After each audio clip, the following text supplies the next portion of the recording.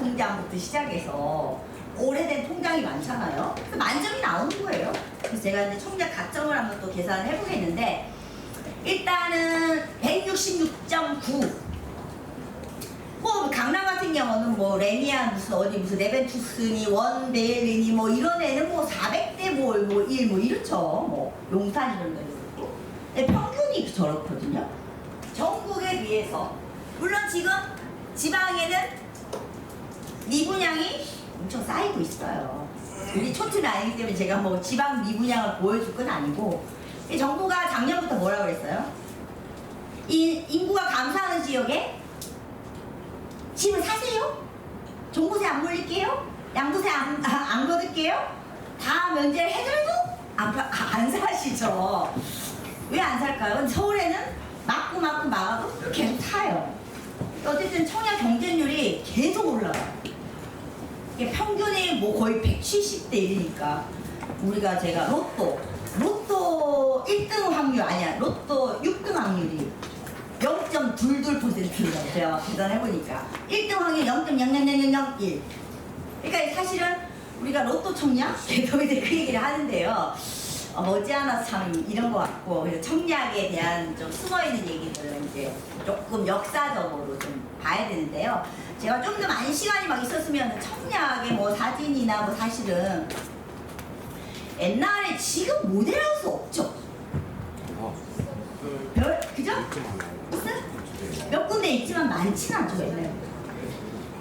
옛날에는 거의 모델하우스 없었던 단위가 없었어요. 근데 뭐냐면 모델하우스에 가서 새벽까지 일찍 줄 선 사람 순서예요. 무순이, 그죠? 줄을 그래서 밤새 그 돗자리 깔고 자고 나서 줄 서고 막 이런 사람 되게 많았는데, 지금은 이제 사실 그게 다 비용이기 때문에 모델하우스 이런 걸 안 하고, 또 요즘은 사이버로 또 이제 그죠? 컴퓨터로 이제 이렇게 해가지고 3D로 보여주거나 이제 그렇게 비용을 많이 절감하는데, 르엘인가 뭐 이런 데하고 제가 저도 몇 군데 보기는 했거든요.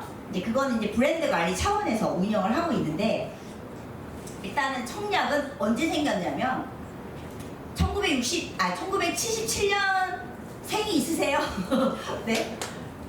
1977년이니까 그죠? 거의 뭐 엄청 오래됐죠. 역사가 오래된 거예요. 사실은 우리가 세대 교체가 돼야 되는데, 청약도 옛날 그 제도적인 옷을 그대로 입고 있어요. 그래서 이렇게 우리가 그때보다 거의 반세기 전보다 여러 많은 상황이 달라졌음에도 불구하고 똑같은 비슷한 틀을 유지를 하면서 그 틀 내에서 왔다 갔다 한다는 거죠. 그게 좀 문제가 있고요. 원래 이제 청약 같은 경우가, 청약은 이제 우리나라 유일한 제도인데, 청약에 내가 돈을 내면 그 돈이 어디로 들어갈까요? 낸 돈이? 은행에? 아니 어디? 그 낸 돈이, 내가 돈을 냈어요. 그 돈이 어디로 들어갈까요? 정부에, 정부 돈으로 들어가죠. 우리가 건강보험료 내면 어디로 들어가죠? 공단이 관리를 하지만 이제 국가, 그죠? 그러니까 우리가 청약을 내면 그 돈이 지금 40조가 넘어요. 네? 정부가. 사실 빚이죠. 그 내줘야 될 돈이니까. 정부가 갖고 있고요. 이걸 어디에 쓰느냐? 임대 아파트 질 때도 쓰고, 대출도 해주고, 아까처럼 우리가 정책 대출도 해주고. 그러니까 좋게 얘기하면 이런 걸 뭐라고 그러죠? 연대기금이라고 그러죠. 우리가 재분배, 우리가 뭐 건강보험, 저 같은 경우 맨날 그래요. 아니 나는 1년에 병원 한 번도 안 가는데 무슨 건강보험이 이렇게 많이 돼, 이렇게 투틀거렸더니 어떤 경제학과 교수님이 저를 딱 보더니, 그건 감수해야 돼. 그건 재분배야. 나는 안 아프지만 내가 내므로서 다른 사람이 이제 그걸 쓰니까. 그러니까 사실 청약 제도의 근간은요, 이 돈을 받아서 뭐에 쓸 거냐예요. 그게 당위성이 있죠. 남의 돈을 받는 거잖아요. 그래서 은행 이자보다 높아요, 조금. 아주 높진 않지만 은행보다 1% 이자를 더 쳐주죠. 정부가 관리하면서 주고받고 하는데, 우리가 왜 그 뱅크런 이런 거 들어보셨죠? 은행 망하려고 돈 다 빼버리죠. 만약에 우리가 청약 이거 틀렸어, 누가 국민 권익에 올려, 야 이거 청약 이거 줍줍하고 막 이거 너무나 사회적 혼란만 부추기고 이거 내가 당첨하는 줄도 거의 없어. 이런 거 없애야 돼요. 막 올려요. 그 청약 다 찾아가 버려요. 그럼 어떻게 될까요? 나라 망하는 거지. 그죠? 그런 사태가 나면 안 되겠죠. 이게 정부가 뭐예요? 그러니까 돈을 안 찾아가게 해야 되겠죠. 그럼 달콤한 걸 줘야 되잖아요. 대상을 다 확대해야 돼. 대상을. 그게 기본적인 구조예요. 그러니까 그걸 이해를 하셔가지고 분명히 청약은 문턱이 넓어졌어. 문턱이 낮아졌어. 진입하기 되게 편해요. 진입은 했는데 졸업을 못해요. 당첨이 안 되는 거죠. 네, 그런 구조인데 우리가 그랬어요. 아이고 주택이 부족합니다. 우리가 만성적인 뭐 어쨌든 집이 부족하니까 일단 줄 서세요. 줄 서가지고 영순위, 1순위, 옛날 영순위 이랬어요. 1순위, 2순위, 3순위. 2순위는 2년 이상. 1순위, 2순위는 뭐 1년 이상. 이런 식으로 순서를 정해놨어요. 그래가지고 줄 선 순서대로, 즉 기다린 순서예요. 돈을 많이 예치를 한 사람이 아니라 기다린 순서대로 이제 그 배급하던 어떤 약간 사회주의적인 발상이었는데 그게 이렇게까지 지금 내려오고 있어요. 그래서 왜냐면 그게 이제 뭐 선분양이에요. 그러니까 우리가 집이 완공되지 않았는데 그 청약하잖아요, 그죠? 우리가 착공해서 이제 삽질 한 달 되면 팍 공고 떠요. 이제 착공하면 그죠? 분양 공고, 그죠? 그럼 이제 내가 막 청약해서 하고 하잖아요, 그죠? 집이 지어지기도 전에 내가 그 청약을 동창을 활용하고 내가 먼저 계약금 주고 그 건설업체들이 그 돈으로 사업을 하는 거죠. 근데도 뭐 PF니 뭐니 다 부실을 해갖고 난리잖아요, 이거 그죠? 그래서 어쨌든 그런 구조가 이어지고 있는데 어떤 분들은 뭐 선분양이다. 뭐 기존에 우리 과거부터 막 있었던 제도들이 틀린 거 아니냐 이렇게 생각을 하는데요. 다른 나라도 비슷해요. 그리고 결국은 집값을 낮추는 가장 중요한 거는 정부라고 생각해요. 정부가 돈을 넣어야 돼요. 정부가 재정 투자하지 않고 업체들한테만 낮춰라 규제는 안 철다는 거죠.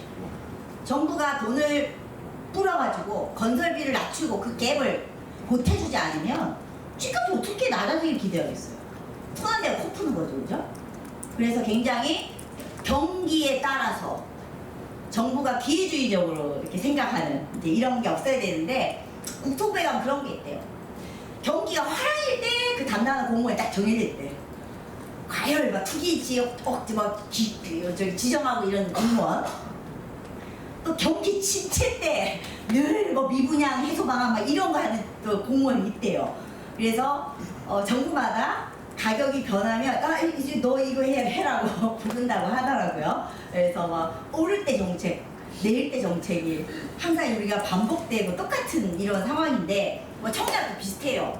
그래서 여기 뭐 나름대로 뭐 이렇게 했는데요. 그 말은 청약이 좋은 제도로 출발했어요. 무주택 서민들이 오래 기다리고 착하게 기다리신 분들한테 싸게 공급을 하겠다. 근데 언젠가부터는 배가 불러지기 시작하니까 경기 부양책이 돼요. 청약 시장이 요즘 썰렁한 것 같아. 아이고 무순위 줄서 아무나 줄 서면 드립니다 이러잖아요, 그죠? 그게 이렇게 좋은 게 아니죠. 그러면 이제 그렇게 가질 수 있는 사람만 이제 가진 거죠. 그래서 청약 제도를 어느 정부든지 경기 부양책으로 많이 이용을 했어요. 어느 정부든지. 근데 저는 앞으로는 이제 경기 부양을 내세울 게 없어요. 윤석열 정부 때 너무 많이 풀어가지고요. 그래서 일단은 뭐 문재인 정부 때는 무지무지 많이 풀고 그때는 사실 약간 저는 살짝이 조금 비열했다고 보는 게 뭐냐면요. 사전 청약 들어보셨죠? 사전 청약이 뭐냐면 본 청약 전에예요. 그 말은 집이 부족해요 이러니까 먼저 얘를 정해갖고 싼 분양가에 먼저 주는 거예요. 너 1년 뒤에 본 청약을 하는데 지금 분양가 산정하면 1억이야. 본 청약하면 1억 2천 되는데 뭐 할 거야? 사전 청약 하는 거죠. 근데 더 기다려. 삽질도 안 돼 있어.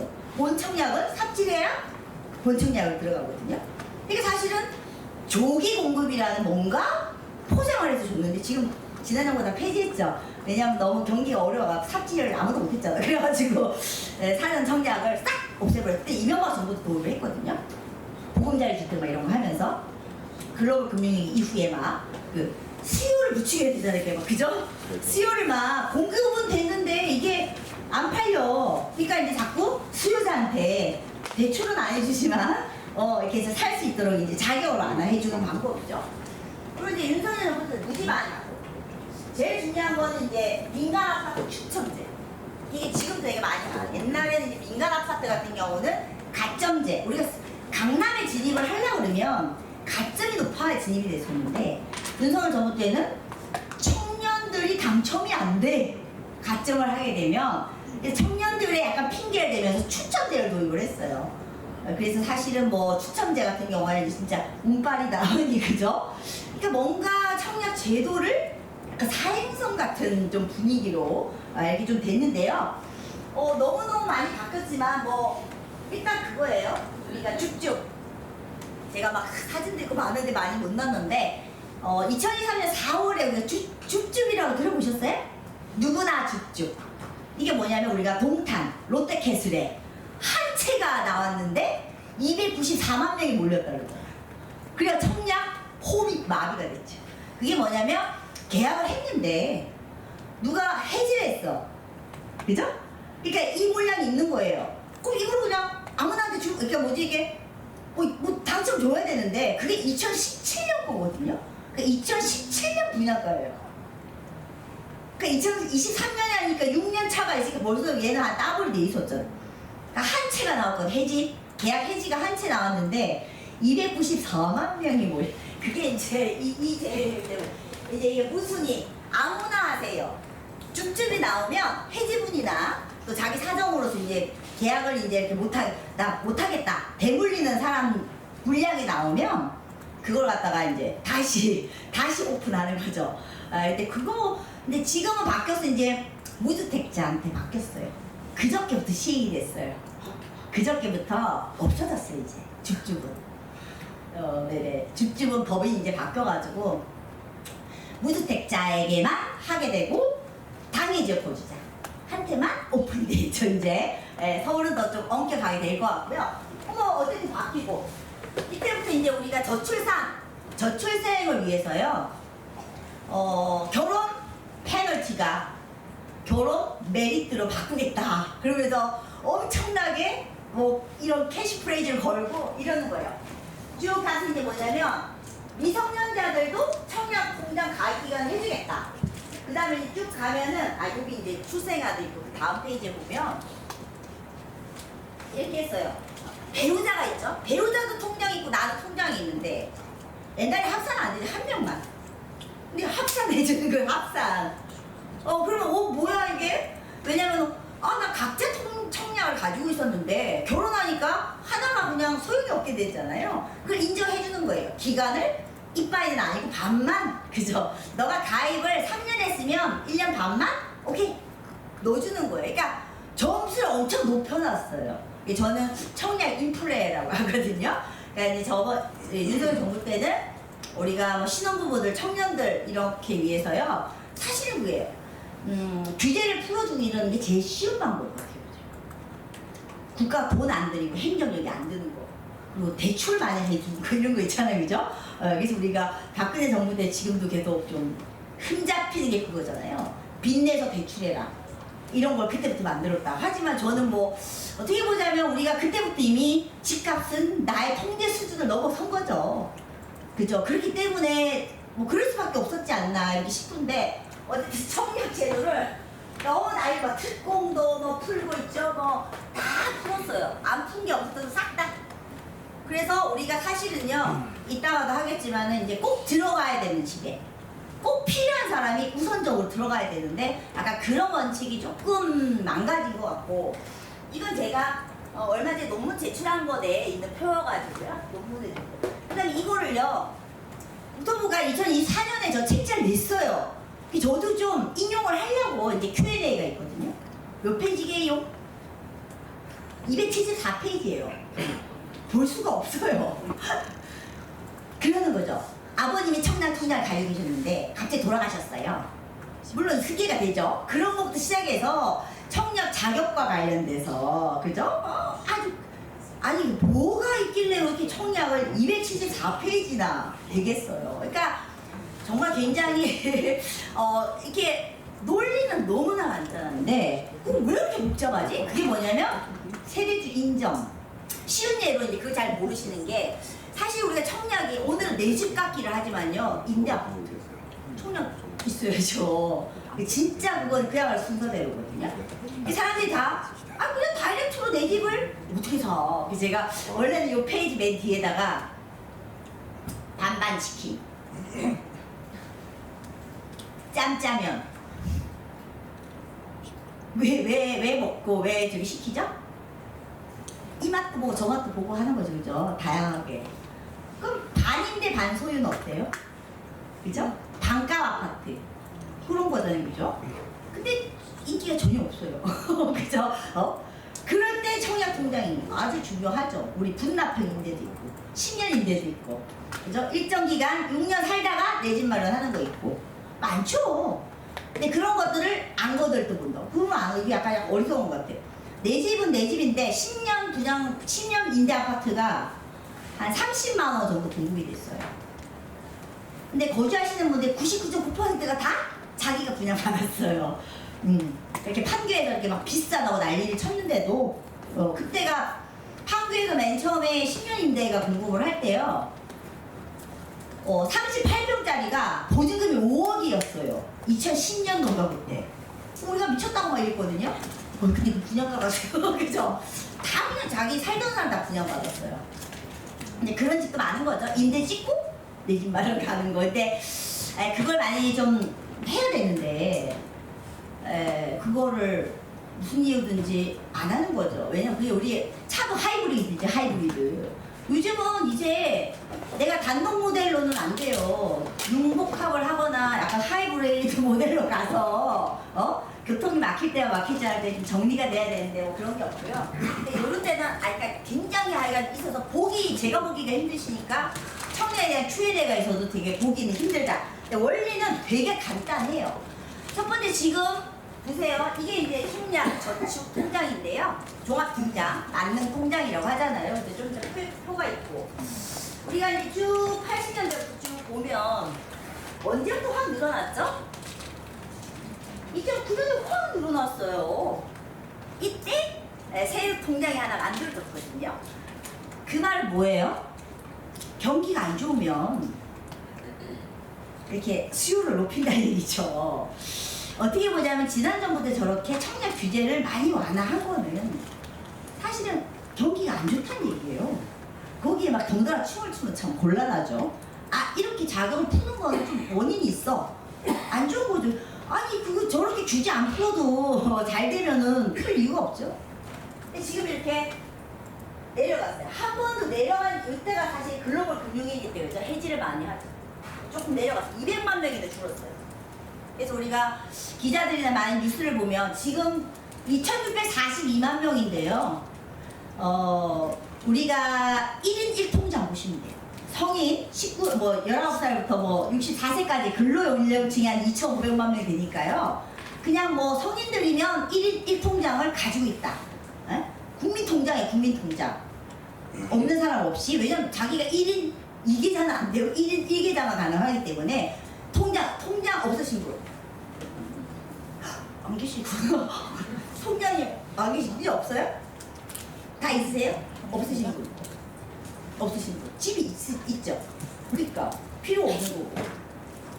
없고. 저는 있긴 하는데 잠자고 있고. 그래서 이게 이제 내용이 나왔는데요. 저 말은 뭐예요? 서울에도 엄청 많겠죠. 서울에도 300만 명이 넘는데요. 300만 명이 넘어요. 그 중에서 1순위가 거의 80%거든요. 근데 집을 10개 분양해보세요. 몇 명이 오겠어요? 그냥 200대 1이에요. 그냥 과열이 아니라 이 숫자에서요. 그냥 수치가 나오죠. 그래서 저는 서울이 뜨거워. 이게 아니라니까. 1인 1통장이기 때문에요. 언제 어느 때가 내가 쓰기 때문에 다 실수요자도 당연히. 그래서 이게 청약 제도에 저는 축적 효과라고 얘기하거든요. 그러니까 해석을 좀 잘 해야 된다고 생각을 하고 있고요. 우리는 청약은 새 집만 필요하죠. 기존주택 매매하면 필요 없어요. 굳이 할 필요 없어. 그래서 200만 명이 줄었잖아요. 근데 그런 분들이 이제 아니 나 이거 필요 없어.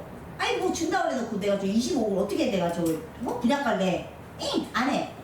그런 거. 그 다음에 또 좀 어려워져가지고요. 청약 통장도 그 담보 잡혀가지고 돈을 빌린대요. 그래서 그게 3조가 넘는데요. 이게 좀 슬픈 일이죠. 어떻게 보자면 또 그 통장을 담보로. 그래서 참 이렇게 어떻게 보자면 청약 통장이라는 게 나한테도 통장이긴 하고 또 이제 국민 통장이자 국가 통장이기도 한 굉장히 중요한 역할이 있기 때문에 결코 정부가 물러서지 않아요. 절대 없애지 없고. 왜냐면 없애려고 그거 다 토해내야 되잖아요. 제가 그랬고 리셋을 해야 돼. 이거는 리셋을 하고 다시 배열을 하는 게 좋습니다라고 얘기를 해도 하기 힘들어요.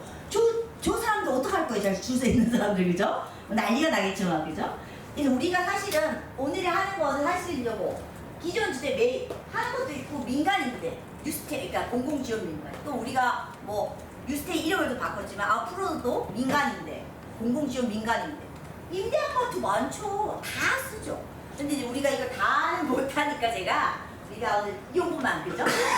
분양에 한해서만 이제 이런 그 통장이나 뭐 이런 걸 보고요. 근데 뭐 점수나 이런 거를 산정하는 건 비슷해요. 비슷한 논리니까.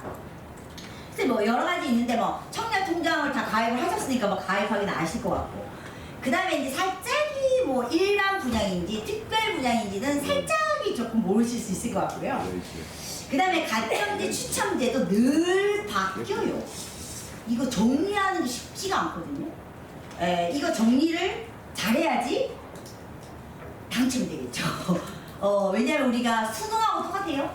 수능할 때 1군, 2군, A 그 넣잖아요. 그 자녀들 보면. 그거 이제 원서 잘못 넣으면 안 되잖아요. 그걸 잘 봐야 되고. 이런 걸 보시는데요. 일단은 뭐 다 아시니까 일단은 지금 이거 하나만 돌아가죠. 그 외에는 다 이제 중지가 됐어요. 2015년 9월부터 얘 하나로 하고 유주택자로 가는. 그 말 뭐예요? 이제 국가 통제가 늘려야 돼, 그죠? 이게 완전 재원을 확보하는 중요한 역할을 해요. 그래서 사실 이제 소비자들은 내가 여기 기여를 하고 있는 거죠. 그러니까 그 기여를 하는 것에 대한 보답을 좀 해줘야 되는데 내가 기여를 하는데 당첨이 안 돼. 물론 유주택자 같은 경우도 통장이 있기 때문에 상관없지만 무주택이 우선이죠. 무주택이. 그래서 뭐 2만 원에서 50만 원. 그러니까 더 많이는 못 넣게요. 왜냐면은 돈 많은 사람이 돈을 많이 예치해갖고 내가 우선순위 되는 거는 안 맞잖아요. 그래서 금액이 중요한 게 아니에요. 얼마나 오랫동안. 이게 이제 이 원리라고 볼 수 있으면 되고요. 모든 주택에 모든 주택. 그전에는 막 집이 구분돼 있어서 엄청 그거만 해도 복잡해요. 복잡하니까 일단 말씀드리고. 그 다음에 청년들만을 위한 통장이 있어요. 청년에 여기 청년 드림 통장 드신 분. 안 드시? 드셨어요? 아니죠. 잘못 들었습니다. 제가 저희 딸 보고 이거 들라고 했더니 엄마 나는 저기 5천만 원이 넘어 이렇게 얘기하더라고. 이게 뭐냐면 우리가 이제 5천만 원 이하 무주택 청년, 그죠? 그러니까 요즘 이제 대졸하고 이제 또 회사 가도 월급이 또 과장되고 이런 건 또 많잖아요. 그래서 일단 청년용 같은 게 청년 우대형. 이게 에어컨 좀 더 틀까 우리 조교님? 조교님 그리고 여기에 자료가 필요하신 분은 조교님한테 연락처를 알려드리면 아까 그 자료 드리시면 돼요. 그래서 만들었는데요. 이게 딱 2년만 이것도 이제 약간 수요를 하기 위해서 청년들의 이자가 비싸 4.5 지금 수신금리가 얼마 뭐 2%도 안 되잖아요. 옛날에 저가 만약에 2000년대 초반에는 1억을 딱 예금하면 그 자리에서 60만 벌어줬어요. 그 자리에 지금 뭐 1년 내내 그냥 해더라도 뭐 하나도 그 이자라는 게 없는데 4.5가 크죠? 거기다가 납입 금액이 40%를 소득 환급해줘요. 소득 공제해주니까. 그래서 이제 근데 이제 저소득 소득이 낮아야 되니까 5천만 원 이하여야 되니까. 근데 이것도요 올해까지 끝? 혹시 가입을 안 하셨으면 올해까지만 가입돼요. 딱 2년에 한시적으로 연장할 수도 있겠죠. 근데 어쨌든 이런 혜택을 이제 주는 거고 일반은 한 2.8, 3%까지는 안 가요. 다른 거보다 수신금리 조금 높게 해주는 정도에 하는 거고. 그 다음에 지금은 뭐 주택에 대해서 어느 주택에 하든지 뭐 상관이 별로 없는데요. 그래도 이게 무슨 주택인지는 좀 알아야 되겠죠.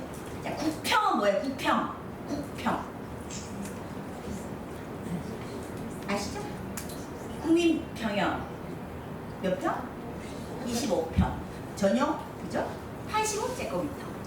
25평이 왜 국평? 국민주택 규모. 국민주택 평형인데요. 국민자가 붙었어요. 25. 왜 25일까요? 25평일까요? 아, 이것도 70년대 만들었다 그래요. 그때 유엔인가 뭔가가 아니 대한민국의 주택규모 평균 얼마예요?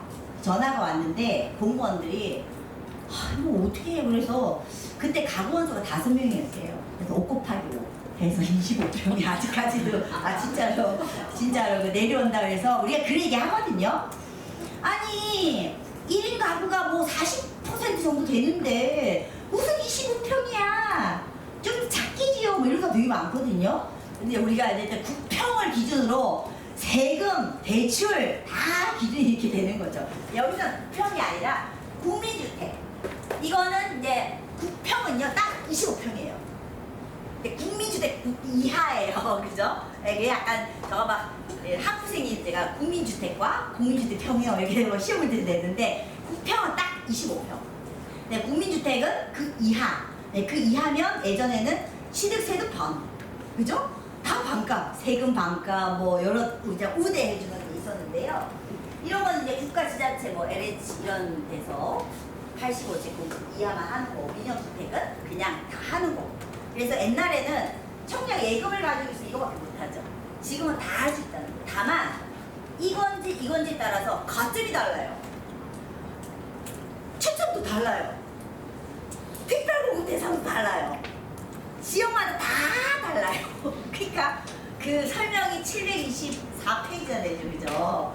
그러니까 이게 뭐 공고문을 잘 보는 수밖에 없는 거죠. 그래서 내가 그런 용어가 이런 용어다라고 하는데요.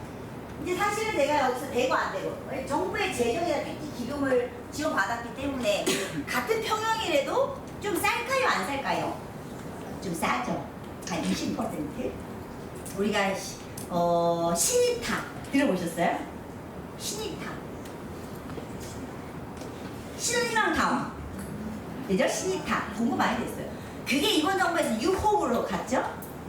공공에서 좀 짓는 거죠. 사람들이 에휴, 공공에 인기 없어. 공공은 안 해. 뭐 그 위에 터지죠 거기도. 그래서 저 둘 중에서 어떤 때는 공공 물량이 많이 나오고 어떤 때는 민간 물량이 많이 나오거든요. 그걸 또 잘 타야 되겠죠, 그죠? 그래서 그냥 공공이라고 싫어가 아니라 그거라도 좀 받아놓고 좀 해야 되는데 뭐 일단은 9개 은행. 이게 정부가 수수료를 한 200, 한 300조 줄 거예요, 은행에. 저 기금을 위탁은요. 정부 돈인데, 그죠? 정부가 하는 제도, 정부가 은행을 거쳐서 정부가 다 받는데요. 은행이 창구에서 다 일을 해주잖아요. 위탁 수수료를 다 받아요. 그래서 그거 싸운 거 아시죠? 전세 사기, 전세 보증, 은행에서 다 대출 해줬거든요. 정부 돈으로. 근데 다 사건 났잖아요. 그래갖고 우리 은행하고 국토부하고 싸웠죠. 막 소송하고. 우리 은행이 저 9개 은행의 리딩 컴퍼니 대표 대장. 너 왜 관리를 잘못했냐? 사기난 거 다 물어내 은행도. 네가 창구에 잘못했지 않냐? 그러니까 뭐 우리 국토부가 뭐 안 줬지 않냐? 그죠? 결국은 이제 그렇게 막 책임을 내밀어 하는데 정부 일이지만 민간 은행들이 그 일을 대신하고 있어요, 사실은. 그래서 그 은행에 가서 이제 그다음 해야 되고, 근데 뭐 기준 자체가 은행에 있는 게 아니에요. 정부의 방향에 따라 다르기 때문에 어쨌든 뭐 이자도 그렇고 지금 뭐 예대 금리 차이가 크니 어쩌니 막 그런 얘기를 하는데요. 어쨌든 9개 기간을 하고 이거는 이제 다 안 되고 뭐 다 가입을 하셨다니까 뭐 그 얘기는 안 해도 되고요. 아까처럼 이제 어쨌든 2015년 이후에 신규 가입은 안 되지만 그래도 이제 우리가 예금 저축 이런 거 살아있죠. 임대 아파트 하시려고 그러면 저축이에요. 청년 예금은 아니고 청년 저축이 있어야 되고, 그 다음에 좀 더 어려운 사람을 대상으로 하는 공급은 청약이 없어도 돼요. 뭐 수급자라든지 그죠? 여러 조건이 있어요. 왜냐면 청약에 넣을 만한 또 돈을 매달 어떻게 넣어요, 그죠? 그래서 어려우신 분들한테 하니까요. 임대 아파트들도 생각을 넘어서 엄청 좋은 데도 많으니까 사실 되게 후보긴 하죠. 그 다음에 중요한 건 이제 특별 분양. 다 우선 분양도 있어요.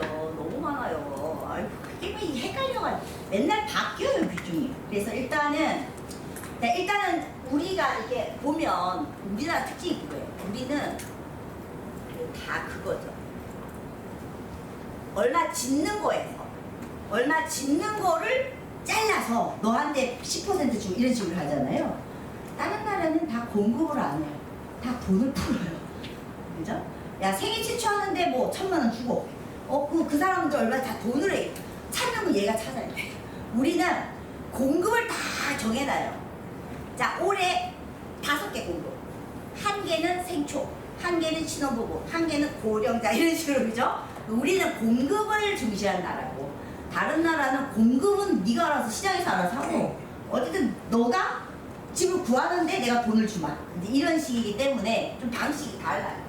일단 특별 공급의 대상은 제가 지금 여기 그 SH가 그 그린벨트 풀어가지고 2010 글로벌 금융위기 이후에 강남 보금자리 지구가 서초 보금자리 지구를 썼거든요. 저는 SH가 하는 서초 보금자리 지구에 사는데 거기 보면 제가 이 집에 3년 전에 이사 올 때 등기부를 떼봤더니 거기에 노부모 부양 이렇게 써 있는 거예요. 노부모 부양 특별 분양. 왜냐면 전매 제한이 7년이었거든. 그러니까 딱 그게 이 사람들이 2017년인가 입주를 해가지고요. 딱 7년 지나고 나서 이제 세를 난 거예요, 저희한테. 그죠? 전매 제한 못 팔게 하는 거죠. 그때는 엄청 심하게 지금 뭐예요? 지금 실거주 1년 또 없애자고 난리잖아요. 유예만 해놔도 지금. 그 뭐냐면 내가 집을 분양받았는데 안 살아. 세죠. 그럼 갭 투자하는 거죠, 그죠? 집을 분양받았으면 거주하세요. 우리가 항상 5년이었어요. 실거주 5년, 싱가포르에서 5년, 대부분의 나라에서 2년 이상. 근데 우리가 1년도 못 기다려가지고 실거주 1년 못한다. 뭐 이렇게 그걸 이제 규제 완화를 풀어줘. 그러니까 뭐냐면 그걸 사가지고 그냥 내가 그러니까 내 말은 1억짜리 집을 8천만 원 전세하고 내 돈 2천만 들어가고 또 대출 받아. 내 돈 빵원 들어가고 이제 할 수 있던 그런 구조가 되는 거죠. 그래서 특별 공급은 엄격하게 다 대상자들이 다 정해져 있고 거기에다 할당 지네들끼리만 경쟁을 하죠. 노부모 부양으로 원서 낸 사람들은 노부모 부양들끼리 이제 박치기를 하는 거예요, 그죠? 예. 그래서 다른 사람과 다 섞어서 이렇게 하는 게 아니고 특별히 우리가 배려해야 되는 대상층이 계속 달라져요. 근데 그 중에서도 조금 논란이 많은 게 보훈 대상자들이 항상 논란이 많은데요. 우리도 뭐 천안함도 그렇고 보훈 대상 이제 이태원 참사 가족들도 보훈 대 아니 그건 아닌가? 일단은 부자들이 많아요. 그래가지고 싼 집에 들어가는데 부자들이 산다 그래서 약간 민원들이 많이 들어오는 그런 경향도 있는데 국가를 위해서 헌신하신 분들한테 이렇게 집을 많이 싸게 주고요. 특별대상 공급도 소득이 그렇게 안 낮아요. 우리가 특공이야, 특공. 이게 특별 공급이거든요. 특공. 신혼부부 특공 이런 거.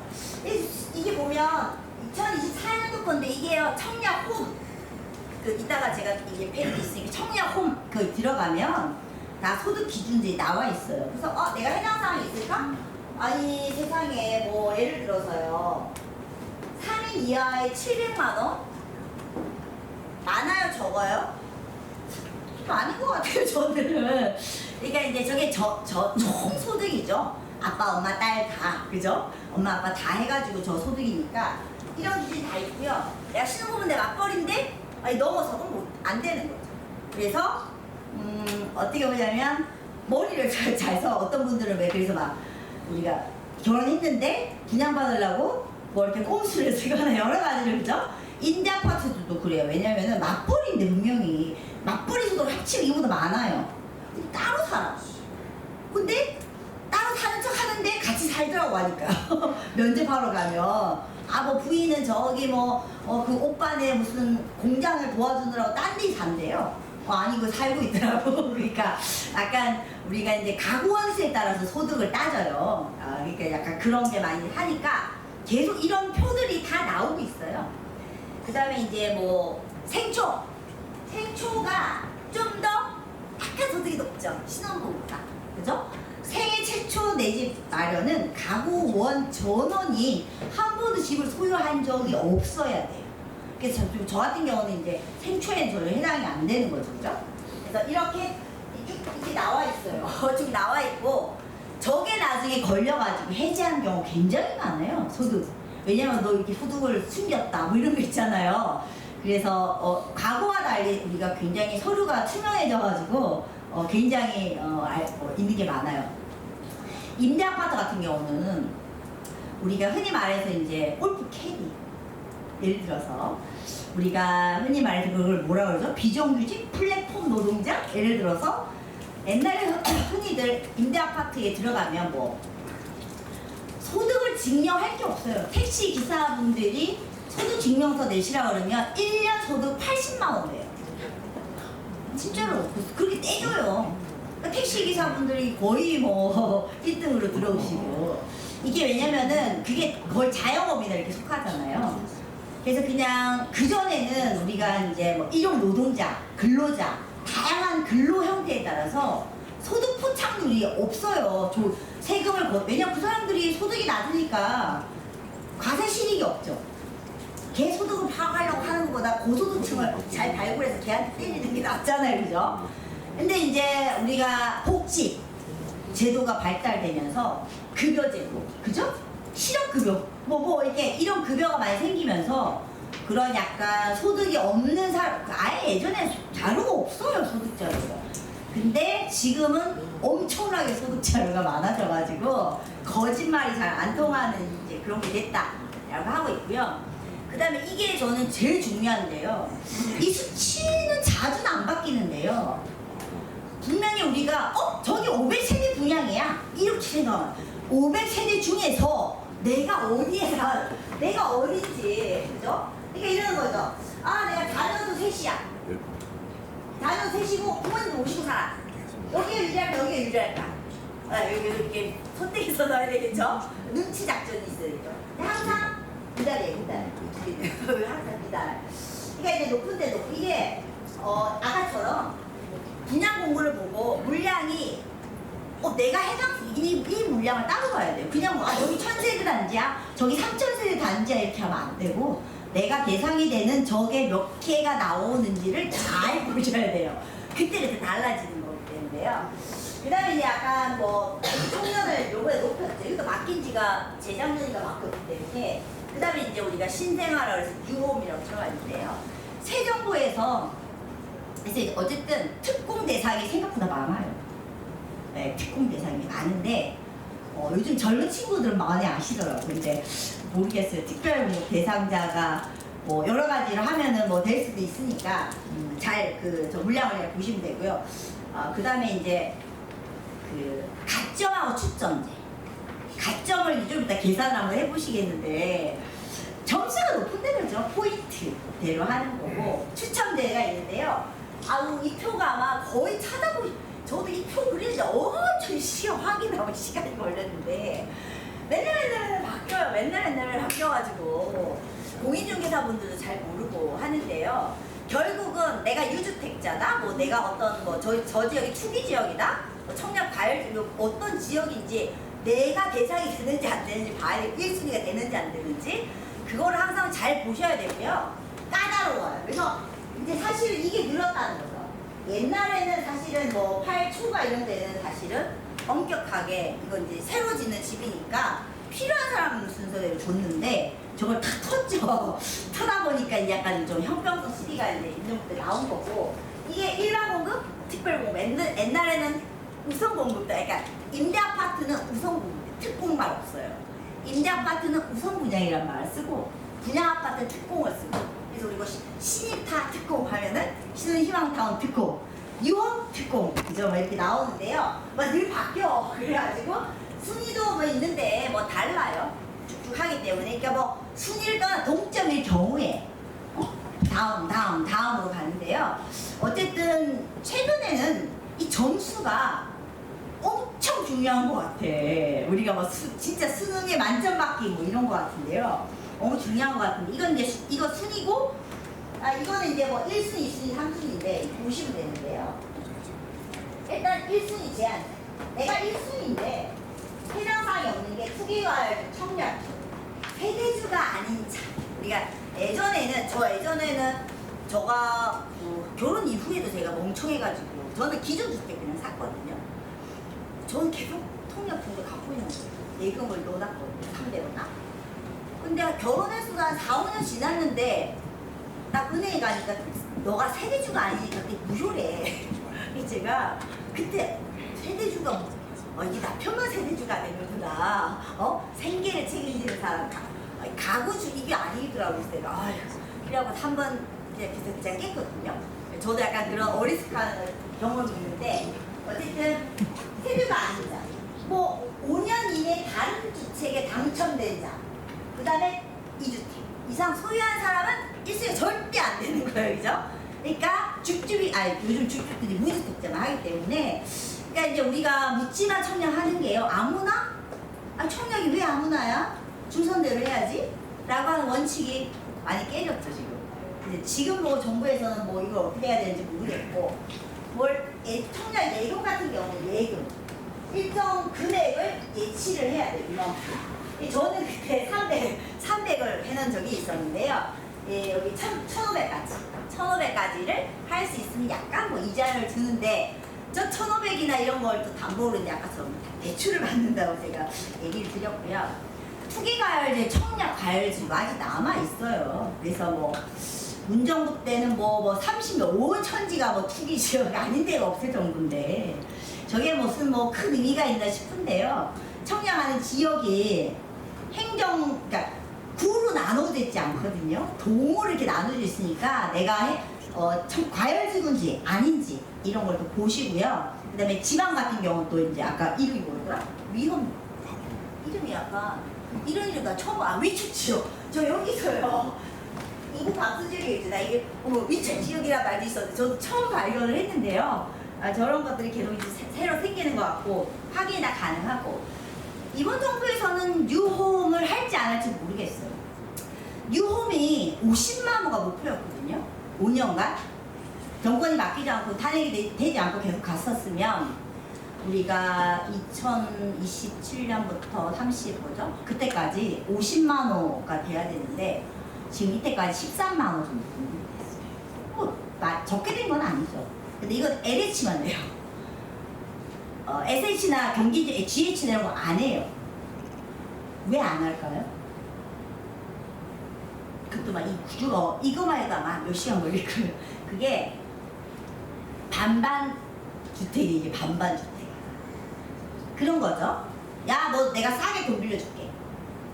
다만 여기 집값 오르면 너랑 나랑 반반 나눠. 그거에 반반 유홈. 그래서 나누면 일반형, 그죠? 이름 웃겨. 근데 어쨌든 13만 원가 좀 됐어요. 어쨌든 승인이 나가지고 다 그 사람들이 계약금을 지금 내고 있거든요. 근데 어쨌든 우리가 이제 우리가 금융위에서 얼마 전에 제가 그것도 자료가 약간 뒷부분에도 있는데 제가 다 충분히 포함을 못 시켰지만 시분형 주택 들어보셨죠? 그죠? 금융위에서. 근데 지금 금융위원장 보고 뭐 너 신뢰가 없이 너 말해놓고 땡이네 막 이랬잖아요. 그 말은 뭐냐면 은행하고 너랑 지분을 나눠. 왜냐면 대출이 너무 가계대출이 너무 많이 올라가니까 어쨌든 금융당국에서는 가계대출을 억제를 해야 돼요. 근데 이거 뭐 무조건 작년처럼 이빨 찼어요. 이제 대출 끝? 뭐 난리 났잖아요. 어떻게 저걸 은행이 자율이지 어떻게 대출을 막을 수 있냐 이래가지고 그러니까 꼼수를 좀 쓴 게 대출 대신 지분형 주택이라 해서 빌리는 게 아니고 내가 너한테 투자하는 거야 라는 식으로 바꾼 거예요. 대만 집값이 오르냐? 나누기 뭐 이런 식으로 약간 내가 조삼모사지 아침에 뭐 하나 저녁에 하나 반반인 건 마찬가지인데 어쨌든 그건 안 되는 거 우리가 이때까지 계속 안 됐죠. 그러니까 여러 가지로 50만 원가 목표였는데 지금 뭐 신정부에서는 그때 공급에 대한 것도 없고 뭐 한 달, 두 달 내로는 제시가 될까요? 제 생각에 내년도 업무 보고 할 때 좀 자세하게 윤곽이 좀 잡힐 것 같아요. 어쨌든 공급은 중요하게 하겠죠. 근데 우리가 나누면 선택형 일반을 있어갖고 엄청 복잡해. 이게 막 이거만 이해하는데도 이게 싸죠. 20% 이상 30% 싸죠 사실. 허접하지 않아요. 괜찮아요. 요즘은 공공 아파트들도 잘 짓기 때문에. 그래서 SH나 GH가 안 하는 이유가 뭐예요? 반반이 뭐냐면요, 싸게 줘야 되잖아. 그래야지 얘가 쉐어하려고 그럴 거 아니에요, 그죠? 그러니까 손실을 난다고 안 해요. LH도 난리가 났죠. 독박 쓴다 이거. 아니 집 하나 짓는 게 가격이 똑같죠. 얘가 지어나 쟤가 지어나. 근데 덜 받잖아.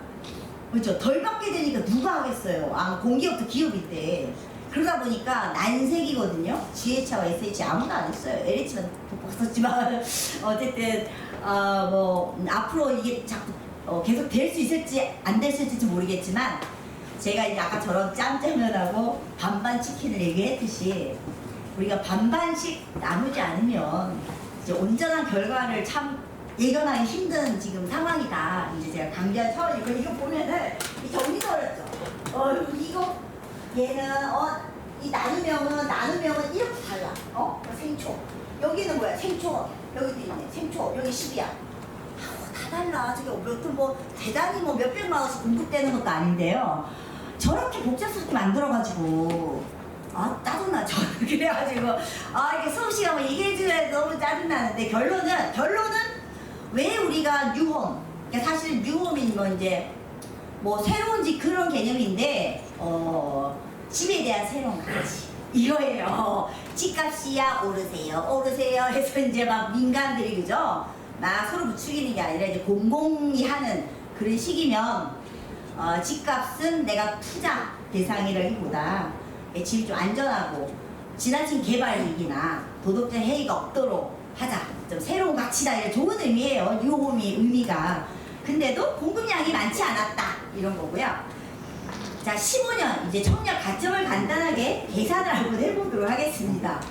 자, 만점이 몇 점이에요? 84점이 만점이거든요. 자, 빨리 계산 한번 해보세요. 무주택 기간 32점. 그죠? 무주택 기간 32년.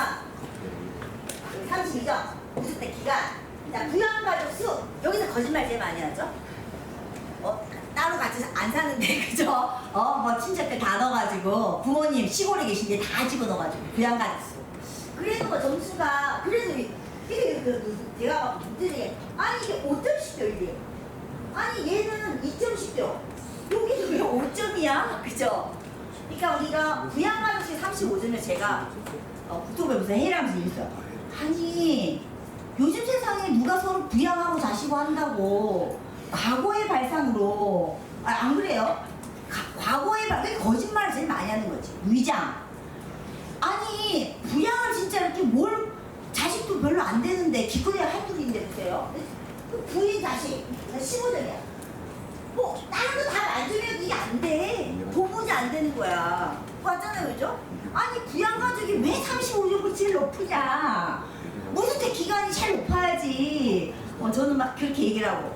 가입 기간도 좀 그래. 가입 기간도 15년 이상 가입. 그 다음에 이제 장롱 통장이나 이제 잠자고 있는 통장들 많으니까.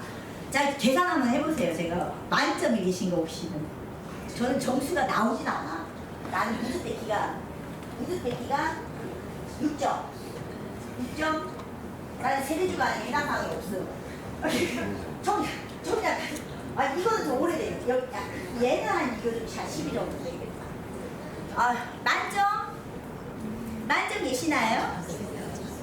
자, 그럼 80점 이상? 79점. 79점이 안 되시면 원벨리 레미안이는 걔가 78점이에요. 78.5점이에요. 내가 미쳤다 그랬는데 제가 그랬거든요. 그래서 어떻게 만점이, 저는 그랬어요. 거기에 그렇게 무주택 15년을 기다리시면서 거기에 들어가려고 저는 참 서럽다, 뭐지, 이렇게 서글픈 생각이 들더라고.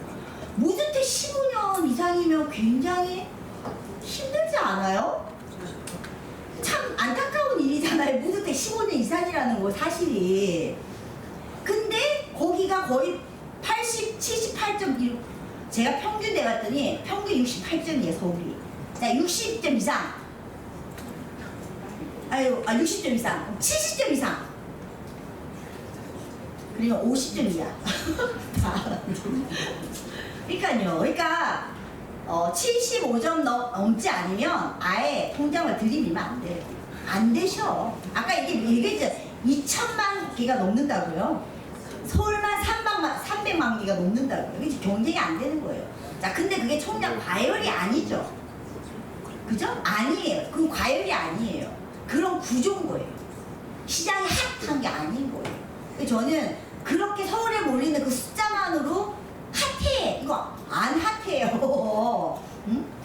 그러니까 이제 우리가 청약에 그 많은 인원이 있기 때문에 생기는 물량은 조금인데, 물량은 200개인데 덤비는 사람은 한 20만 명이잖아요. 그죠? 그러니까 그런 그 착각이 들기 때문에요. 부양가족 수가 35점이라는 사실이 제일 좀 그런 것 같고, 그 다음에 이제 우리가 뭐 아까처럼 이제 줍줍은 누구나 그래가지고요. 윤석열 정부 때 2023년에 아무나로 바뀌었다가 이제 그저께부터 이틀 전부터 이제 무주택자만 되고 지자체에 따라서요 해당 지역 거주자를 받게 돼 있어요. 그때 저는 좀 이해가 안 되는 게, 아니 원래는요 분양자를 뽑으면요 1.4배나 1.7배를 뽑게 돼 있거든요. 제가 제일 이해가 안 되는 거는, 우리가 뭐 우리 대학원 내에서도 이 사람 뽑으면 1.5배를 뽑잖아요. 얘가 포기하면 그 다음 순서. 그러니까 아니 그럼 얘도 순서가 있었을 거 아니에요. 걔한테 그냥 내리면 내지 그걸 왜 딱 쇼를 하는지 저는 약간 그렇지 않아요? 맞잖아요, 그죠? 예비 당첨자가 있거든요. 본당 있고 그럼 순서대로 주면 될 건데 이상하다 이런 생각을 하는데, 어쨌든 뭐 상반기에도 그렇고 뭐 경쟁률이 뭐 기본이 200대 300대가 지금 이제 올해요. 우리 그냥 다 보세요. 다 200대 넘을 거예요. 그러니까 그거를 야 서울이 청약 시장이 미쳤구나가 아니라니까요. 근데 그거를 우리가 청약 가입 통장 개수와 장롱 총리 15년 이상 된 사람이 얼마나 많은데요. 네, 그런 것만 따져가지고 된다고 하고요. 저희도 학생 중에 한 명이 막 청약 제도, 이 청년들의 내 집 마련을 가로막는 청약. 그죠? 네. 청년은 젊으니까 무주택 기간이 결코 30점이 안 넘죠. 기껏해야 진짜 30살, 40살이 되면 점수가 안 넘는, 왜냐면 무주택이 아까 몇 년에 만점이죠? 내가 15년이 돼야 만점이거든요. 그럼 내가 30세 때 들었어. 45세까지 풀로 차야 만점이 나와요. 근데 가끔씩 만점 통장이 나왔다고 와 뭐 이러는데, 나 슬픈 생각이 좀 들더라고. 그러니까 이게 그렇게 쉬운 게 아니죠. 그래서 이제 어쨌든 뭐 지역마다 좀 다른데요. 뭐 여러 가지로 하는데 중요한 거는 청약 통장의 본질이 뭐예요? 본질이 청약의 본질, 당첨되라고 있는 거잖아요. 근데 지금 당첨이 전혀 안 되는 거예요. 저는 그래서 이거는 더 이상 의미가 없다. 다만 그 국가가 다 토해내야 되는 돈이잖아요. 이게 이제 약간 딱 딜레마인 거예요. 그래서 저도 굉장히 그 해법을 좀 다른 펀드를 만들어 볼까? 이 돈을 다른 데로 좀 옮겨가지고 뭔가 할 수 있는 걸 하던지. 그래서 이제 아까처럼 이런 거 위장전입. 사실은 사회적 공정성. 야, 저 뭐야? 그러니까 부모 찬스를 떠나가지고 이 로또 이 개념을 굉장히 중요한 이 반세기에 참 우리가 제도적인 유산이라고 얘기를 하죠. 그런 걸 가지고 지금 이렇게 축적된 결과를 가지고 그 제도 자체를 흔드는 거죠. 이렇게 잘못된 것처럼. 제도가 잘못됐다기보다 그동안 한 번도 출구 전략을 생각을 안 했던 거예요. 털고 가고 약간 10년 단위로 그렇게 했었어야 되는데 그거를 이제 안 했다는 거고. 그래서 뭐 이제 청약통장이 강조했다고 하지만 뭐 그렇게 하고. 그래서 아까 제가 결혼 신혼부부 이제 메리트 페널티가 아니라 그 부부 합산 뭐 해주겠다 이래가지고 위장 결혼도 뭐 꽤나 있어요. 200~300명 더 돼요. 생각보다. 그래서 너 그거에 대해서 나랑 반반 나누자 뭐 이러는 거죠. 그래서 맨날 그러는 거죠. 아유 실거주고 1년 없애달라. 근데 결국은 내 돈 안 되고 코 풀겠다 이런 거니까. 8억 로또라고 하니까 사실은요 제가 저거 데이터나 분석을 해보니까 우리가 분양가 분상제, 분양가 상한제가 되는 지역이 어디라고요? 서울에는 강남 상부하고 용산 밖에 없는데요. 거기에 신규 분양이 그러니까 지금 거래보다 싸다는 거죠. 그게 8억 차이 난다 이건데요. 제가 다 분석하니까 신규가 더 비싸던데 어디서 이런 결과가 나왔는지 모르겠어요. 이미 신상이 이제 더 비싸. 근데도 불구하고 뭐 평균 경쟁률이 뭐 또 몇백 대 생초가 671대 돌아죠. 근데 보세요. 근데 생초가 뭐 10%밖에 안 돼요. 전체 분량에 그럼 보세요. 500세대를 분양해요. 생초는 50개밖에 안 돼. 50개, 50호. 그러니까 이러는 거죠. 50호에 600명이 넘게 몰렸어요. 그러면은 600명이 잘못된 거에 50호가 잘못된 거예요. 50호가 잘못됐다니요. 그러니까 제가 또 막 그런 거 언론 기사나 이거 막 화가 나요. 아니 뭐야 이거 해석을 완전히 잘못하는 거죠. 그래서 딸랑 한 명 뽑으면서 경쟁률이 몇천 대 이런 식의 참 그런 발상은 안 했으면 좋겠는데 어쨌든 서울은요 앞으로도 사실 뭐 재건축밖에 없겠죠. 근데 뭐 용적률 높인다, 뭐 재건축을 원활하게 해서 해준다. 그래도 사실은요 저는 재건축을 활성화해서 주택 공급을 늘리겠습니다. 이 말에 모순이 있어요. 재건축을 활성화해서 주택 공급을 늘리겠습니다. 모순이 있어요. 재건축을 뭐냐요? 일단 깨부숴야 되잖아요. 부수고 멸치를 하고 새로 짓잖아요. 그 말은 집을 많이 없애는 거잖아요. 집을 많이 짓는 게 아니에요. 그래서 재건축 제가 표를 갖고라도 못 갖고 왔는데 서울 같은 경우는 재건축을 해서 분양을 하잖아요. 원조합이 반 가져가요. 5대5예요. 그러니까 재건축을 전에가 100호야. 재건축 이후에 200호가 되잖아요. 우리가 야 200호가 공급이 됐어요. no. 100은 얘가 가져가. 그러니까 같아. 제가 볼 때 공급이 순공급은 같아요. 늘지 않습니다. 다만 환경이 좋아지죠. 근데 제가 재건축 활성화를 통해 가지고 공급을 확대한다면 거짓말이라고 제가 그렇게 얘기를 하거든요. 어디나 우리가 지금은 1.3대예요. 그러니까 원래가 100호면 130호가 돼요.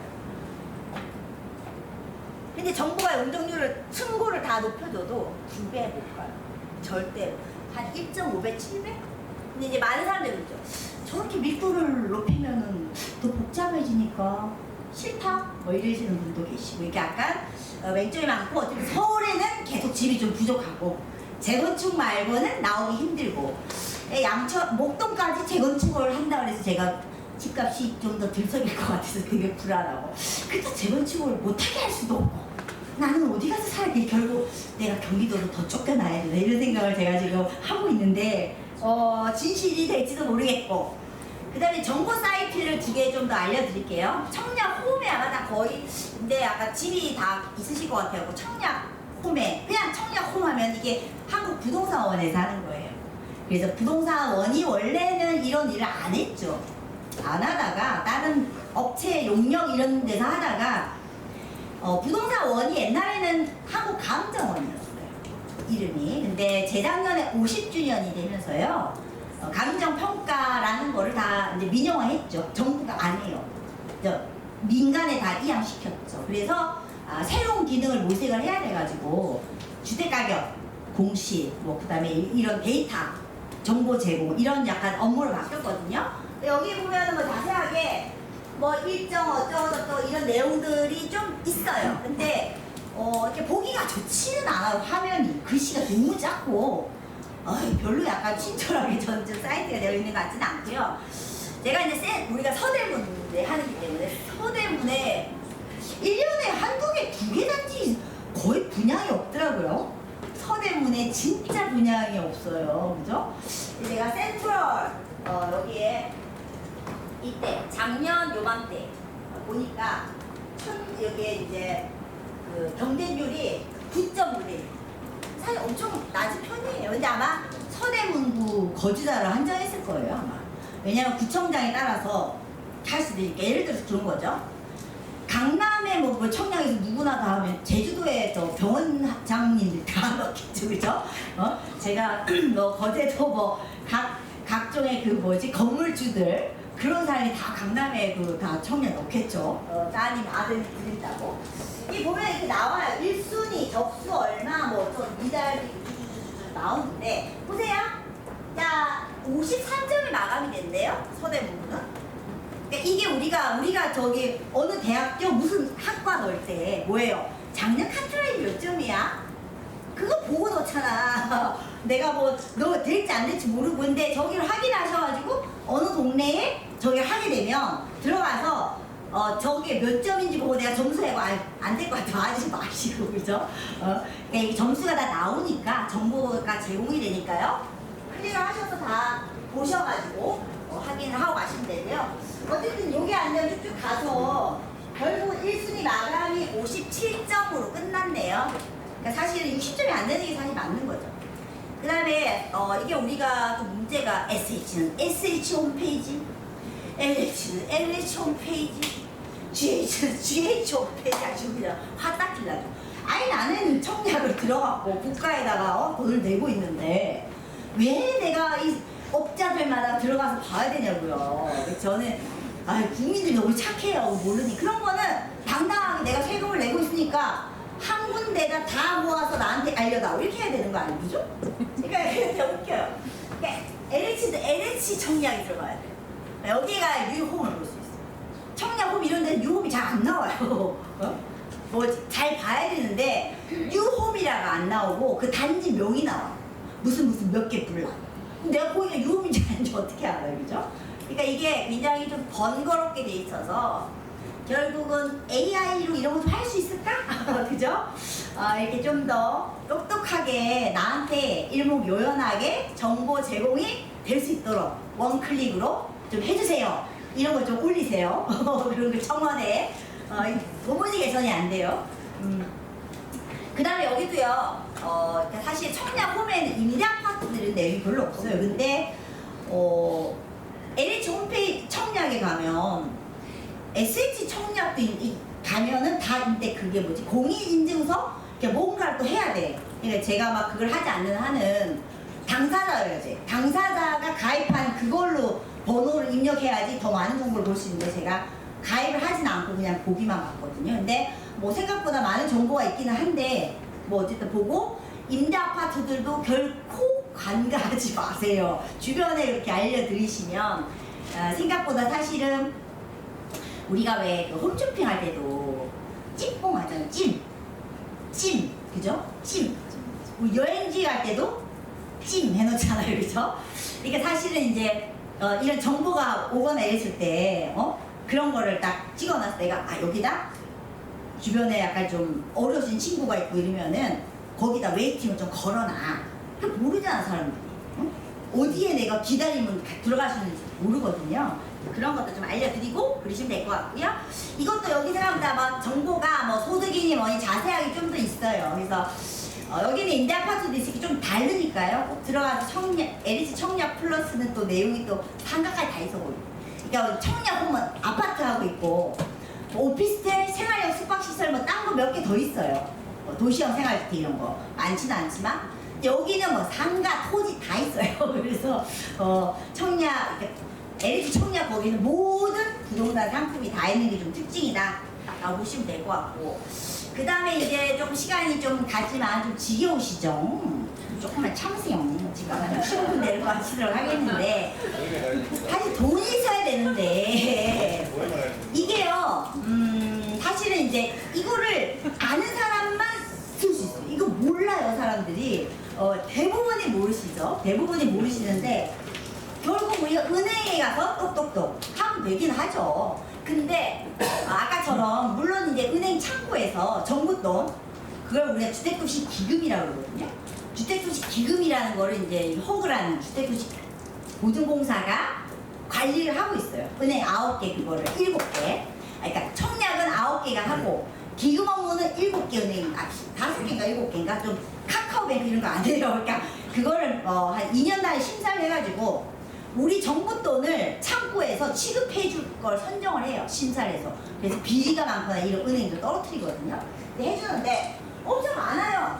이거 있는 잘 모르더라고요. 지금 인터넷에서 든든 이 기금 이 든든이라고 적으시면 돼요. 든든 이 기금. 근데 여기도 캡처 못 되게 돼서 화면에.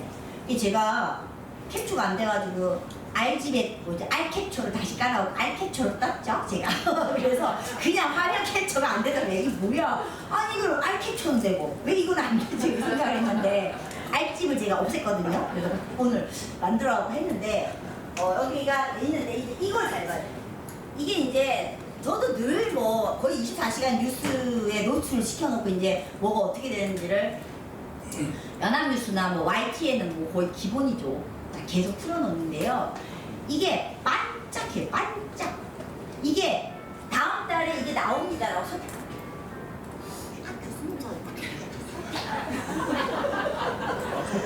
저희 부동산학과의 황정근 교수님이 오늘 우리가 그 수강 맞추는 거죠? 종강 파티할 때 제가 가 모시겠다 그래서 제가 간다고 했어요.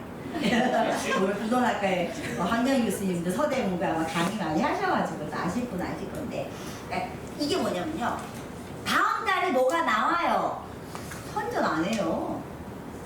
확 해요. 내부 직원들은 뭐 개발한 사람 알겠지만 잠깐 하고 딱 문 닫죠.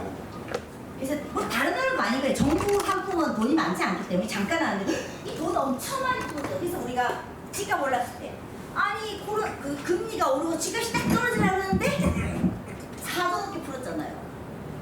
4조 넘게. 그 집값이 막 그 30대가 산 거예요.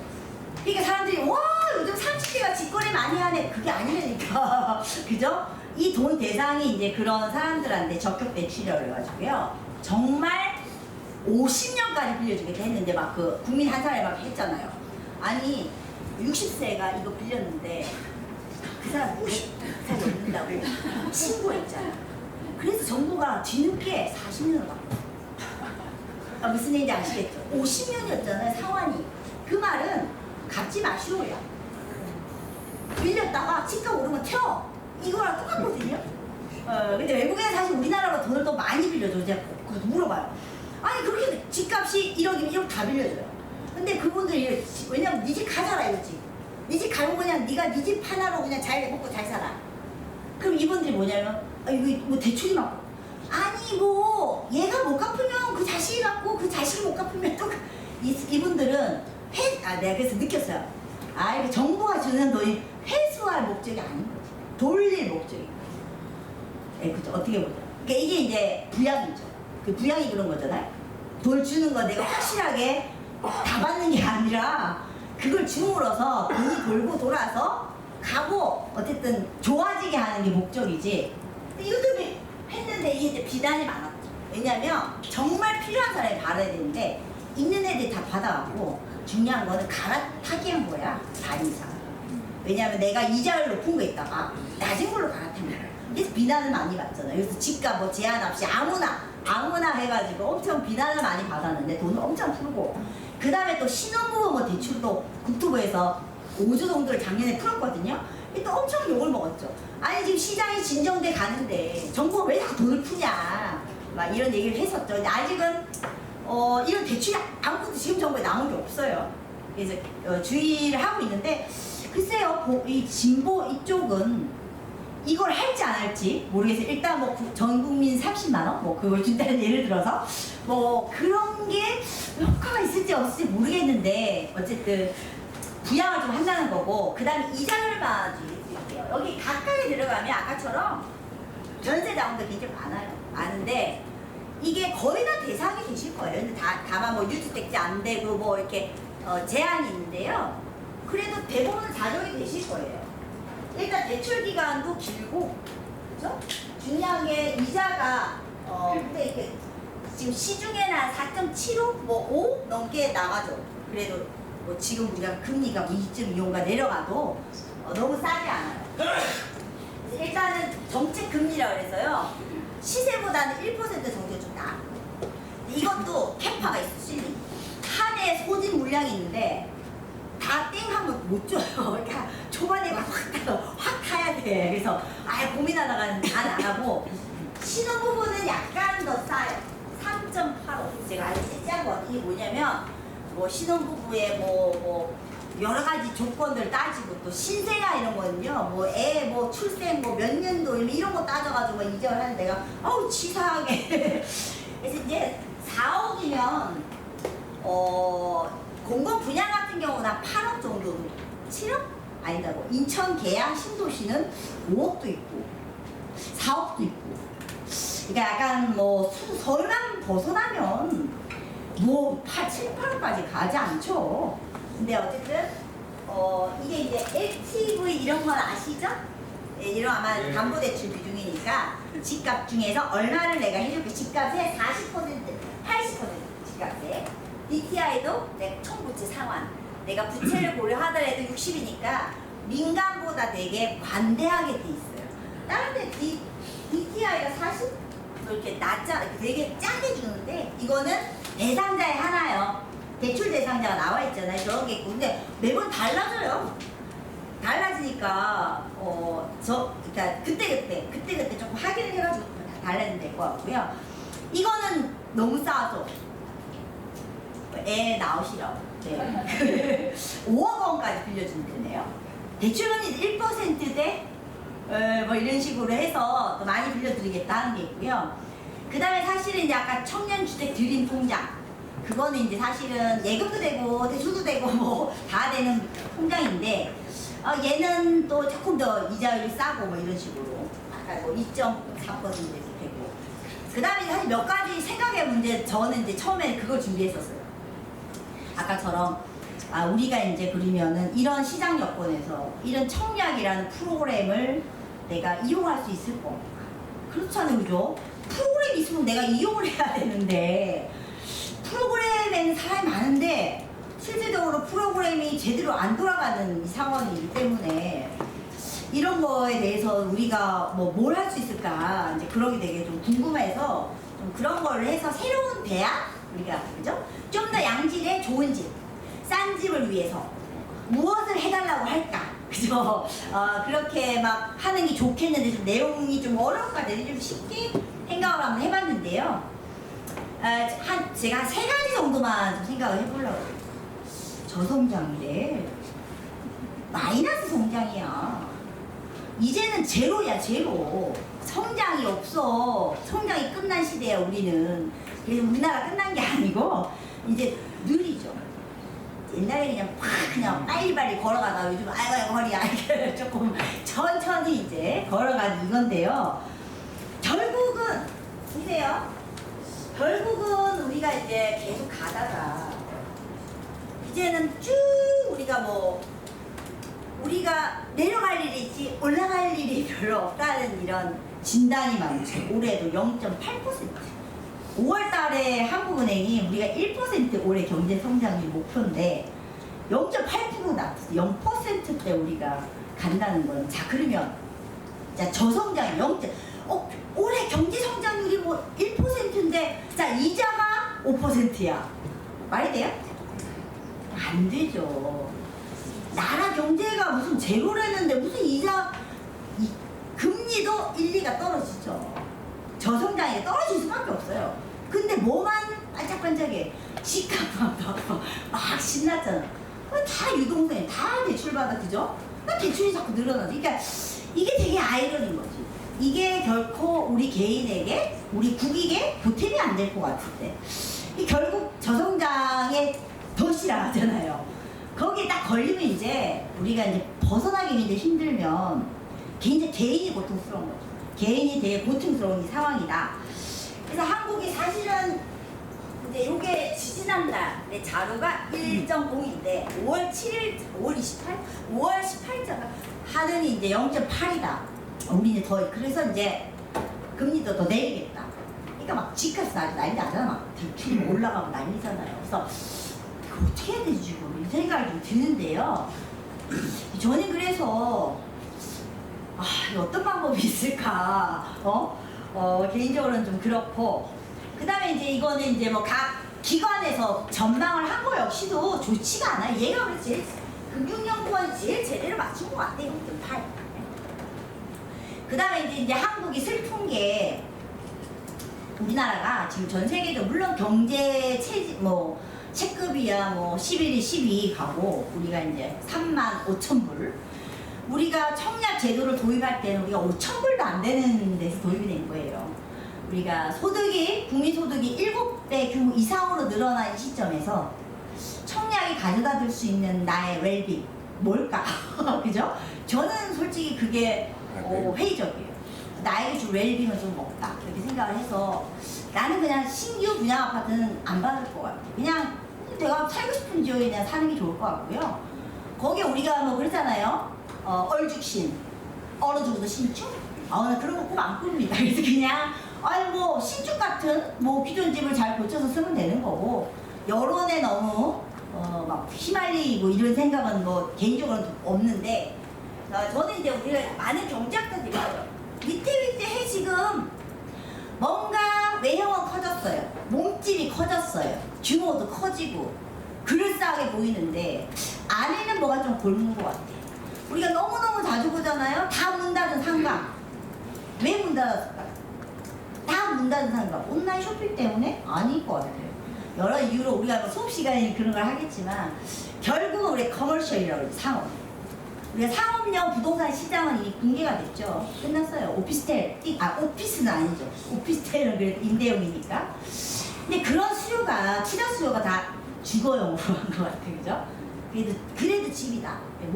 모든 세계적인 포인트가 그래도 세이프 헤븐 이러잖아요. 안전자산, 그죠? 그래도 여기야. 뭐 이런 생각인데요. 결국 이제 서민들만 좀 멍들 것 같고 10년만 같은 우리나라가 제일 경제 성장의 마이너스 10%로 꼴찌야. 그죠? 그러니까 이거를 우리가 이거 되게 체질은 이게 체형은 커졌는데 굉장히 골맞다는 이거 한국인처럼 나타나고 있는 거고요. 그래서 이제 나홀로 집값이에요. 국제 비교를 하면 과하지 않은 거예요. 서울 이거 원래 1등이 싱가포르더라고요. 우리가 2등이거든요. 제가 싱가포르 너무 값이 높아서요. 싱가포르는 국가가 반을 보조해줘요. 집값에. 그러니까 사실 부담은 작아. 근데 집값은 높아요. 그거를 해놓기 때문에 제가 삭제를 했는데 우리는 다 민간이 하니까 거의 다 내 비용인데 제 보고 우리나라 1등 그죠? 우리나라 전체 땅값이 1경 얼마고 1경 얼마인데요. 자, 일본의 인구가 아직 몇 명이죠?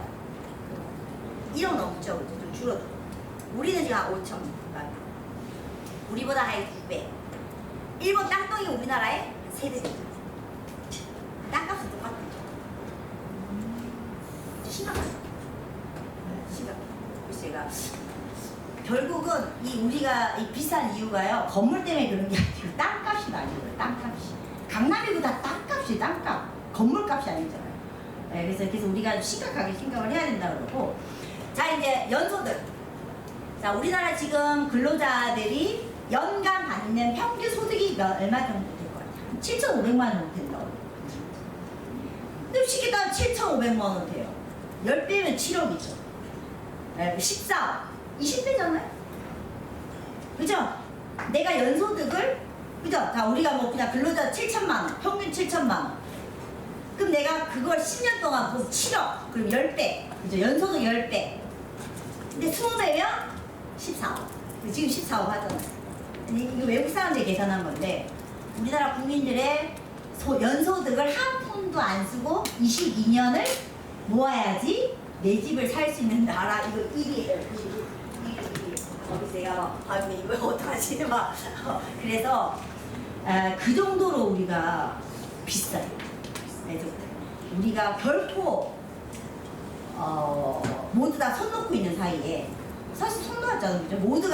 모두가 다 시장을 외면하고 있는 사이에 혹은 시장이 잘 알아서 할 거야 라고 하는 사이에 시장이 우리가 배신한 거를 우리가 알 수가 있을 것 같고요. 그 다음에 이제 어쨌든 저는 앞으로도 공급이 되기 때문에 제가 한때는 공급이 뭐 그렇지라고 생각을 하다가 최근에 뭐 한 6개월 정도 이렇게 막 공부를 해보니까 공급이 성장이죠. 새로운 활동을 하는 거잖아요. 그러니까 그래서 사실 우리가 토건 우리가 일본하고 우리나라 토건 쪽이라고 그러잖아요, 그죠? 토목 건설 막 이런 건데요. 우리가 그동안에 토목 건설을 사실은요 너무 안 한 것 같아요. 다 아파트만 지은 거예요. 이게 우리가 뭐 땅 꿔지는 거, 땅 꿔지기부터 시작해가지고 인프라에 너무 투자를 안 해가지고 어쨌든 공급하고요. 어떤 분들은 주택 공급을 이렇게 얘기해요. 국가 인프라다. 그러니까 사실은요 한 번 지으면 50년 이상 오래 간다고 생각하기 착각이었던 거예요. 왜냐하면 사람들 수요는 늘 바뀌잖아요. 우리가 사람들의 변해가 시대 너무 빠르고 우리가 너무 그저 핸드폰 뭐 너무나 진짜 내 손 안에 핸드폰으로 모든 게 되는 세상인데 텔레비전 얼마나 좋은 공간이 많이 나와요. 나의 취향은 아닌데 좋은 집에 안 살고 싶은 거예요. 그래서 그게 참 이렇게 우리가 내구재라는 함정이 있는 것 같아서요. 어때 중요한 것 같은데 우리나라가 뭐 연 평균 55만 원, 54만 원을 계속 지었어요. 결코 천인당을 따지면 우리나라 1등. 뭐 찾고 1등 1등 그 다 치고 해도 1등. 그러니까 사실은요. 근데 왜 1등인 줄 아세요? 자, 천인당 집 호수예요. 우리나라 1등에 들어가 있는 맹점이 뭔지 아세요? 자 보세요. 100평짜리를 10개 짓는 거랑 50평짜리를 20개 짓는 거랑 이해되셨어요? 작은 건 많이 짓는 얘기예요. 다른 나라의 평균 주택 규모에 비해서 우리나라가 매우 작죠. 그게 뭐냐면 개수만 많아요. 빌라 이렇게 개수만 많고 그러니까 호로 따지면 많아. 면적으로 따지면 형편이 없죠. 다른 나라는 크고 괜찮은 집을 짓고 우리는 개수 채우려고 우리가 늘 뭐냐면 이게 이제 믿음이야. 야 연간 우리 50만 원인데 50만 원가 안 되네. 정책 실패야 이거 이러거든요. 그러니까 우리가 50만 원에 계속 맞춰야 돼. 45만 원 윤석열이 45만 원이었거든요. 인허가가 망한 거예요. 그러면 사실 그게 아닌데. 그러니까 우리가 이 50만 원에 막 매몰돼서 사실은 몇 평짜리를 짓는 거에 대해 생각을 안 하는 거예요. 네, 그래서 우리가 OECD에서는 천인당 주택 신규 건설 호수로 따지거든요. 우리 1등이. 근데 결국 그런 거는 아니다. 그래서요. 제가 볼 때는 누가 그러거든요. 1인 가구가 많아지고 뭐 고령화가 되고 주택 규모가 더 적어지지 않겠어요? 그래서 제가 1인 가구는 다른 나라가 훨씬 많아요. 비중이. 근데 우리가 경제 수준이 우리가 올라가면서 우리 가치관이 바뀌었어요. 우리도 모르게. 우리 되게 이제 국민성이 더 이상 우리가 약간 허접한 일을 안 하잖아요. 그죠? 중국산. 이미 많이 3D 업종은 외국인 근로자로 많이 바뀌었고요. 우리가 언제부터 되게 많이 다 변했어요. 그러니까 우리가 정책의 속도와 이런 게 우리에게 맞추지 못하는 것 같아요. 그래서 뭐 어쨌든 이게 이제 마지막 페이지로서 제가 앞으로는 사실 우리나라는 뭐 노동운동 뭐 이런 것도 많지는 않지만 집값 운동이 거의 없어요. 왜냐면은 이 집을 사면 온전히 내 재산이었기 때문에 그냥 묵묵히 있다가 집값 오르기만 기다려도 이런데 다른 나라에서 뭐냐면 집값 오르면 어떤 분이 예전에 그러시더라고. 막 집값 오른다니까 맨 앞에 계시는 분. 다른 사람들은 앞으로 집값 막 좋아요. 반이상. 근데 어떤 분이 아휴 우리 애도 어떻게 집 사줘 내가 막 이렇게 얘기를 한숨을 쉬시더라고요. 결국은 미래 세대를 볼모로 우리가 지금의 이 집값 상승 혜택을 누리고 있는지 모르기 때문에 저는 굉장히 신중해야 된다 뭐 이렇게 생각을 하고 좀 뭐 시간이 적절했는지 모르겠지만 다소 부족한 점이 있었겠지만 이것은 막 강의를 마치도록 하겠습니다.